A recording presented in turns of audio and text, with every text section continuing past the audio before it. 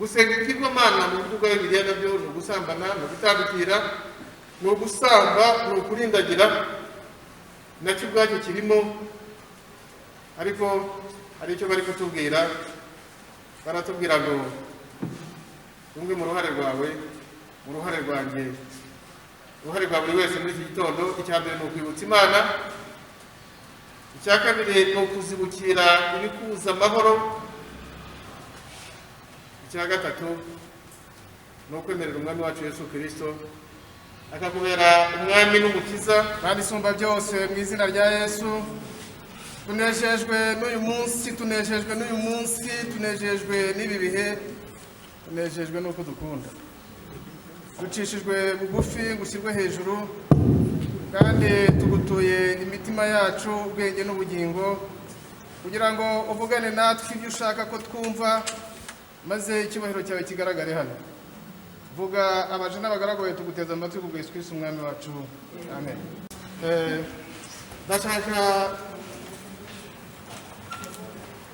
Ndashaka abantu bane bagiye kunsomera imirongo turi bwifashishe. Umutegarugori aradusomera Yesaya 62 umurongo wa mbere n'uwa gatandatu B. Ukurikiyeho aradusomera Abakorinto ba mbere 6 umurongo wa 11 na 20 B. Ukurikiyeho aradusomera Yeremiya 31 umurongo wa 3. Hanyuma undi usigaye hariya ku ruhande rwo hirya hafi y'idirishya aradusomera Yesaya 50 umurongo wa 2.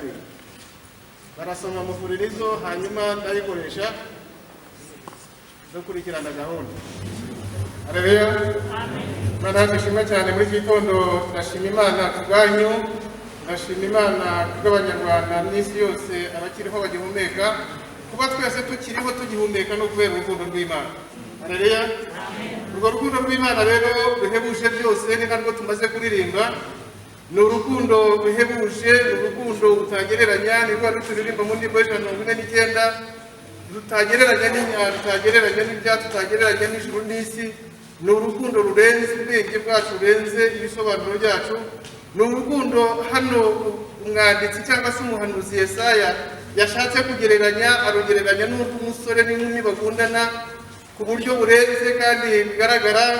Ngira ngo wabaza abo baturangiye uyu munsi, dufite hano Marie Claire na Theophile, nibo bahari, ariko banaturangiye Jean Pierre na Kereni. Ariko namwe mwese abo mwana hanyuze kandi mugomba no kwahora urukundo, umusore akunda inkumi n'inkumi ikunda umusore, n'uko umugore akunda umugabo, niko babigereranyije umukwe n'umugeni. Urwo rukundo bagereranyije muri icyo gipimo gikomeye. Hano bavuga ku musozi Siyoni ndetse na Yerusalemu, Imana yasobanuye muri Yesaya, iravuga ngo nta bizatuza, nta no bizaruka kugeza ubwo gukiranuka kw'aho hantu hombi Siyoni na Yerusalemu hazatambika nk'umuseke, hanyuma n'agakiza kaho kakahavira nk'itara. Hanyuma kandi Imana ikavuga ngo kubw'urwo rukundo rwayo ikunda aho ngaho, ni rwo rukundo twasomewe mu gice cya 2 mu Bakorinto ba mbere 6, ko urwo rukundo ubwarwo rutugira ingingo z'umwami wacu Yesu Kristo, kandi kubwo kutugira ingingo z'umwami wacu Yesu Kristo, rwa rukundo Imana yakunze isi ikamwohereza kuza kudupfira no kuducungura, bituma urwo rukundo mu kuduhindura ingingo dukundwa n'ubwo tudakwiriye.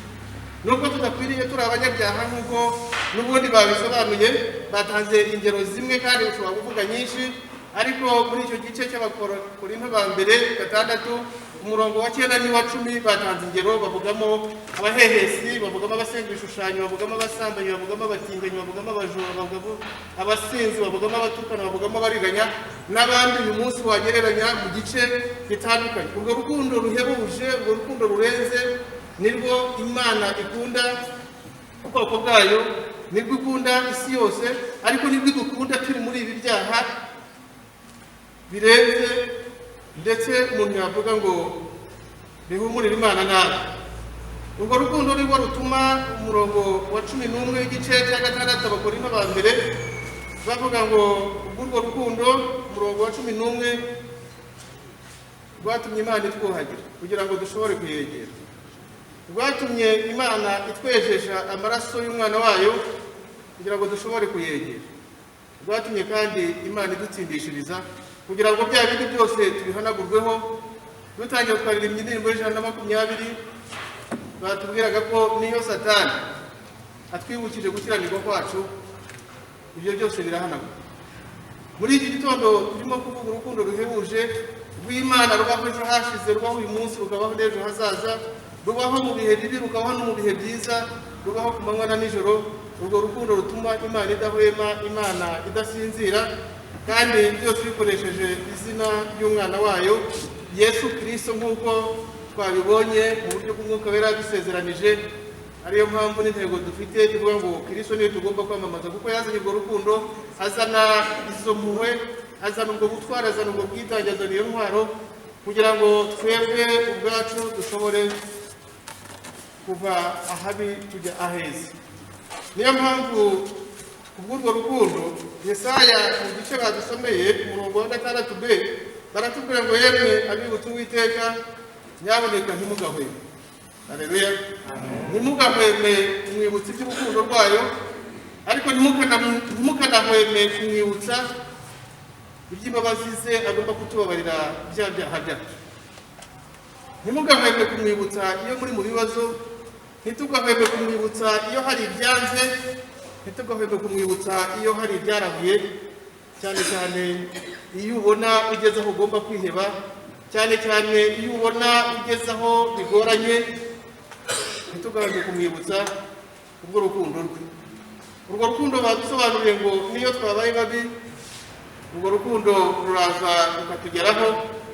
Urwo rukundo nirwo twasomewe muri kiriya gitabo cy'umuhanuzi Yeremiya, batubwira urwo rukundo mu ndahiro Uwiteka Imana yarahiye, uriya murongo wa 3 w'igice cya 31, aho igice cya 31 Uwiteka abonekera Yeremiya amubwira ati ni ukuri nagukunze urukundo ruhoraho, nicyo cyatumye gukuruza ineza ntakwiyegereza.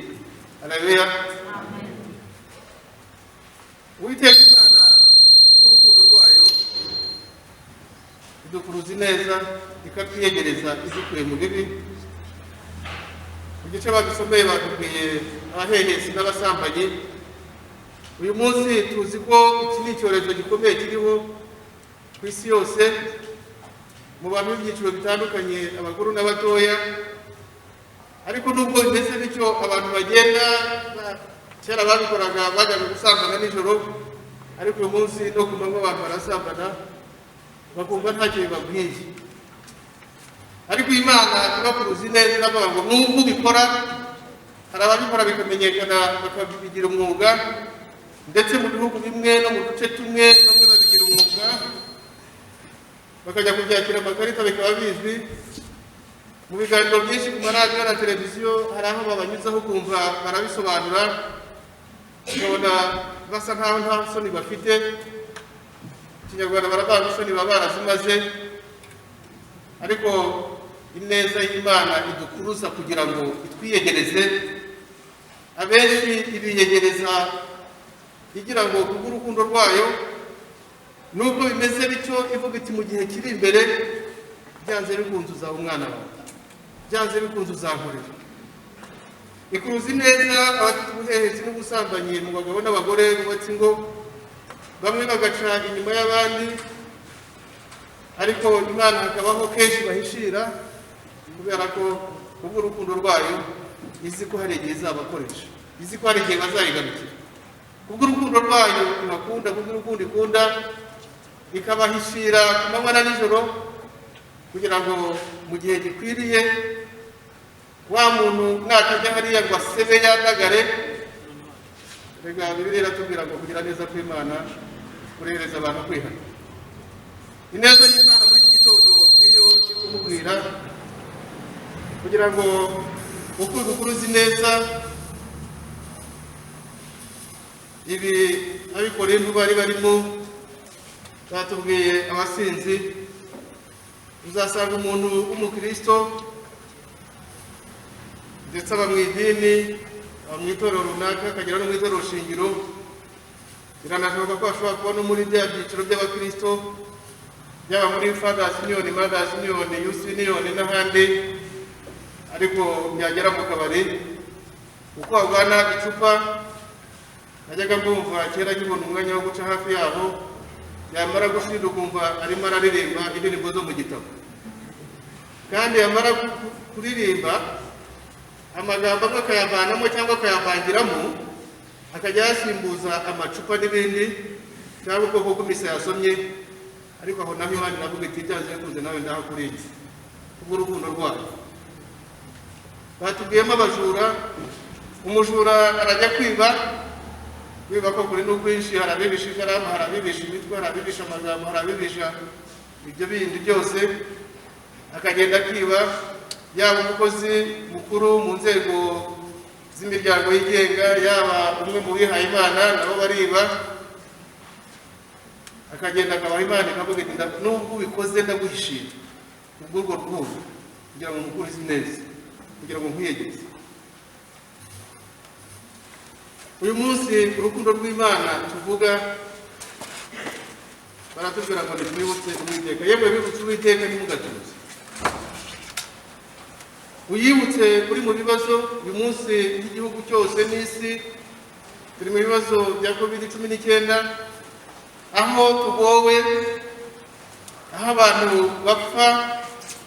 Mbere byitwaga ko ari inyamahanga ikandagiye mu Rwanda bati niyo mu mijyi, igeze mu mijyi bati niyo abameze gutya na gutya, bageraho bayishyira mu myaka y'abakuru, igeraho ifata n'abatoya, kugera ku bana batoya. Ariko uyu munsi ndibwira ko nta muntu wo mu gace ko mu gihugu cy'u Rwanda ushobora kuvuga ko COVID-19 idahari. Mu minsi yashize nabonye ku nkoranyambaga zimwe abantu bohererezanya, bamwe bakomeje gushyiramo amagambo ajijisha avuga ngo ni ibinyoma. Ndetse umuntu umwe wohereje iyo video ayohereza avuga ngo umuganga ukora mu gihugu cya Amerika, muri kamwe mu gihugu twa Amerika, ko ngo babakoresheje inama bavuga ibintu ni ibinyoma ariko bihangane ngo ntibabivuge.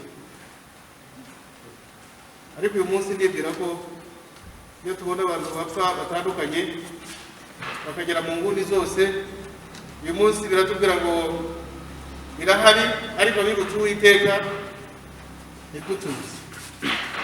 Birashoboka ko uyu munsi nk'abakristo mu itorero turasabwa kwibutsa Imana ko icyorezo gihari kitwugarije kitumereye nabi, ariko turasaba no kuyibutsa yemwe bibutse Uwiteka niba hari isezerano mufitanye. Imana iravuga ngo abibutse Uwiteka ntimutuze. Birashoboka ko yakubwiye ko izagukiza uburwayi, yewe ufite uburwayi nturambirwe, wibutse Uwiteka ntutuze, kuko yagukunze urukundo ruhebuje. Yewe ufite ibibazo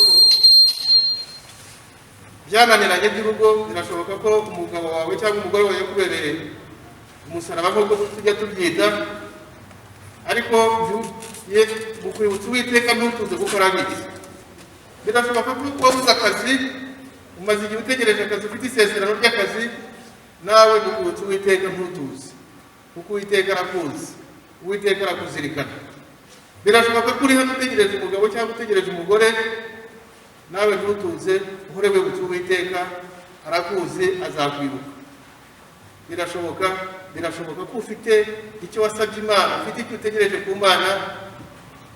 Muri iki gitondo kuko urukundo rw'Imana bavuga ngo ntiwirambirwe, nturambirwe Imana, ahubwo wowe wibutsa Uwiteka. Nyaboneka muri iki gitondo ntutuze, ntiwibagirwe. Dufite ingero nyinshi muri Bibiliya no mu buzima busanzwe, nawe wakubaza wavuga izawe, ariko reka nikoresheje ingero ebyiri gusa. Mu gitabo cy'Imana dufitemo, ndavuga ingero ku bantu babiri. umugabo witwa Hezekiya usanga mu gitabo cya kabiri cy'abami, yakoreye Imana, asenga Imana, abana n'Imana, ariko igihe kiragera hatumwaho ubuhanuzi bukomeye ko igihe cye cyarangiye agomba kwandika akaraga, nuko akipfira. Nuko Hezekiya inkuru imugezeho ntabwo yahise abifata nk'uko wabimubwiye, ahubwo yibutse ko hari ibyo yavuganye n'Uwiteka, yibutse ko mu mibereho ye hari igihe yajyaga imbere y'Uwiteka agasenga, yibutse ko hari igihe yajyaga imbere y'Uwiteka akarwana urugamba. Nuko ngo aragenda yerekera ivuna, arahindukira arasenga, abwira Mana ati Mana wibuke, haleluya, wibuke ibyo nagiye nkora, wibuke uko nasenze, wibutse uko nagiye nkora bitandukanye, kabone n'ubwo naraguye mu ntege za muntu, ariko wibuke. Nuko ngo Imana ibyumvise irahindukira, ihindura igitekerezo cyayo, ituma umuhanuzi Yesaya iravuga ngo genda umbwire Hezekiya ngo kubera ibyo ngibyo, haleluya, kubera ko unyibukije, kubera ko wabaye imbere yanjye, mwongereye imyaka 15 yo kuba.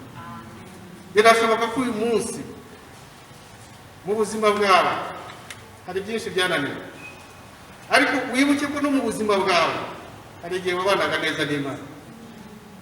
Mu gihe cyawe hari igihe waririmbaga neza, ukaba mu murongo wo kuririmba, ukaba mu murongo wo gusenga, ukaba mu murongo wo gusoma Bibiliya, ukaba mu murongo wo kugira abandi inama, ukaba mu murongo wo kwibuka ko utari wowe ngo wigenge nk'uko twabibonye. Nuko ibyo ngibyo nubyibuka, nurangiza wibutse Imana. Niwibutse Imana muri iki gitondo, birakubwira ngo kubera ko nagukunze urukundo rukomeye, uribuka, irakwibutsa wongere kuri cya magambo muri Yeremiya 33:3, yongere yirahire ngo nukure, ndongeye ndirahiriye kubw'urukundo rwanjye ndakongerera amahirwe ya kabiri. Ndi muntu wa kabiri nshaka kuvugaho ni Hana. Hana turamuzi mu gitabo cya mbere cya Samweli, igice cya mbere.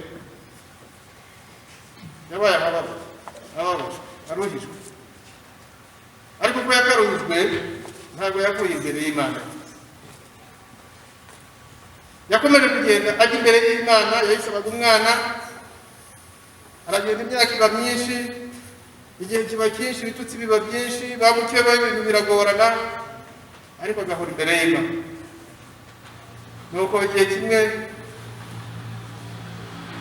umugabo we atangiye no kumubwira abona ari mu njegajega, ari mu gusenga, agira ngo yasomye kuri kabine, aramubwira ati ariko wa mugore we, ndabizi dufite ikibazo, si we wenyine ugifite, nanjye turagifitanye, ariko se uzagezaho isindwe ryawe? Ubwo yaramubwira ati ntabwo ari isindwe, ni umubabaro ufite, imimenyeganyega ndimo kubwira Imana yawe. Haleluya. Imana yaramwibutse, nuko imuha umwana w'umuhungu. Yamuhaye umwana w'umuhungu, amutura Imana, hanyuma arangije abyara n'abandi bana. Nuko igihe kiragera ajya guhigura Imana, aravuga ati ni jye wa mugore. Haleluya. Nubwo uruhijwe, nubwo ukomerejwe n'ibitero bitandukanye, ariko nturambirwe, ntuhweme kwibutsa Uwiteka. Muri iki gitondo hari icyo dusabwa. Urukundo rw'Imana rurahari, imbabazi z'Imana zirahari, umugambi w'Imana urahari, amasezerano y'Imana arahari, ariko nagira ngo ubwire ngo uruhare rwawe rurakenewe. Uruhare rwawe rurakenewe mu buzima bwawe bwa buri munsi. Icya mbere, subiza amaso inyuma, wibuke ngo abahanuzi benshi barimo ba Yeremiya n'abandi bagiye batakambira Imana, akavuga ngo mu byaha ni mu mama yambyaye. Pawulo yandikira Abaroma 3:23 aravuga ngo bose bakoze ibyaha ntibashyize mu bwiza bw'Imana. Mu gice badusomeye hano mu Bakorinto bagiye batubwira byinshi, ariko batubwira ngo ingingo zacu, imibiri yacu ni insengero z'Umwuka Wera w'Imana.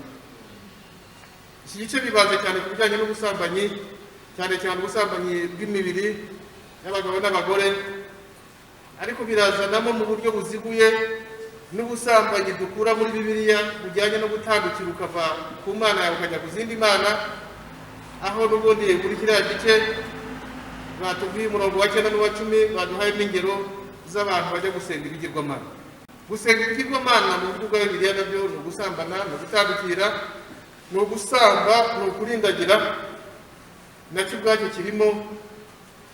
Ariko hari icyo bari kutubwira, baratubwira ngo rumwe mu ruhare rwawe, mu ruhare rwanjye, uruhare rwa buri wese muri iki gitondo, icya mbere ni ukwibutsa Imana, icya kabiri ni ukuzibukira ibikuza amahoro, icya gatatu ni ukwemerera umwami wacu Yesu Kristo akakubera umwami n'umukiza, hanyuma umwami n'umukiza akakogesha amaraso ye. Bari tubwiye kuri uriya murongo wa 11 we yaratwuhagiye, atwuhagira ku buryo bw'umubiri. Hari igihe ibyaha bijyana umuntu agakobana, agahendana, atari uko yambaye imyenda itameshe, ahubwo isura ye ubwayo ugasanga yahindanye. Wareba umuntu ugasanga yabishye, wareba umuntu ugasanga yashaririwe, kabone nubwo yaba yambaye neza, kabone nubwo yaba afite ibya mirenge, ariko wareba ugasanga Satani yaramwangije, ugasanga Satani yaramuhindanyije. Wareba ugasanga umuntu yuzuye agahinda, wareba ugasanga umuntu yuzuye umubabaro, wareba ugasanga umuntu yuzuye arimo arahekenya amenyo, arimo afite agahanga yagasinze, arimo yashkunje isura nk'uko tujya tubyita. Ariko imbabazi z'Imana, urukundo rw'Imana ruratubwira ngo aratwuhagira mu maraso ya Kristo.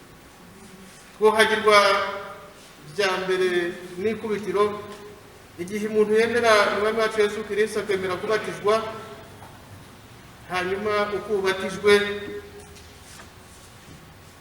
mu mazi yaba menshi yaba makeya,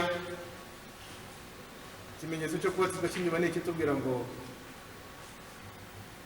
wejeshejwe ayo maraso ya Kristo mu buryo bw'isura, mu buryo bw'amagambo ahumuriza, hanyuma ku buryo bw'umwuka wera ukatura ibyaha, ukakira Kristo, hanyuma ugasubirana roho nzima, maze akuzuye umutima kagasesekara ku munwa. Aribyo bijyana n'uko wezwa, ukezwa mu mitekerereze, ukezwa mu migenzereze, hanyuma aho uri bakabona urejejwe nk'uko tubisanga muri Matayo 5:13 na 14, ugahinduka umunyu w'isi, ugahinduka umucyo w'isi, maze abakubonye ngo bari ko umucyo wanyu umurikira imbere y'abantu, ngo maze bahere ko bahimbaze so mu ijuru.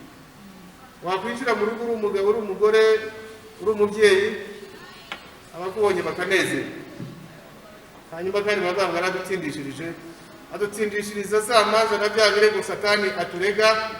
Satani akurega akoresheje abantu, akurega akoresheje ibigukikije, ugasanga aho ukora mu kazi, aho utuye, aho unyura, aho uca, aho uba, ugasanga ibirego ni byinshi, ariko kubw'urwo rukundo aragutsindishiriza, hanyuma akagukuraho bya birego, akagukuraho za manza, akagukuraho na bya bindi bikujyana mu rupfu, bikujyana mu kaga, hanyuma ugasubira ukaba urugingo ruzima rwa Kristo, ukibuka ko Kristo yagupfiriye, ukibuka ko Kristo yagutsindishirije, kako batubiye ku murongo wa 20 ngo kuko mwaguzwe igiciro, nuko rero mutume imibiri yanyu ihimbaza Uwiteka Imana yacu. Mu bibaho byose duhore dushima, mu byo dukora byose niho tugaruka kuri ya ntego yo kuvuga ngo nuko twamamaze Kristo, tumwamamaze, niwe twamamaza, tuburira umuntu wese, tumwigisha ubwenge bwose, kugira ngo tumurikire Imana umuntu wese, kandi uwo muntu amaze gutunganirizwa muri Kristo Yesu. Hanyuma uwo Kristo twamamaza, uwo Kristo tumurikire umuntu wese cyangwa se dutunganizemo umuntu wese, tumuhuza n'urukundo rw'Imana. Ibyo biduhesha ya garanti na ya masezerano twasanze mu gitabo cy'umuhanuzi Yesaya 50:7 ngo Umwami Imana azantabara. Nicyo gituma ntamwara, nicyo gitumye nkomera mu maso hanjye akamera nk'urutare, kandi nzi yuko ntazakorwa n'isoni. Haleluya. Kubw'urukundo Imana ikunda Siyoni, kubw'urukundo Imana ikunda wa mugore we, wa mugabo we, wa musore we, wa nkumi we, wowe uri hano muri iki gitondo, kubw'urukundo Imana igukunda, kubw'imbabazi zayo, kubw'ineza yayo, Imana izagutabara.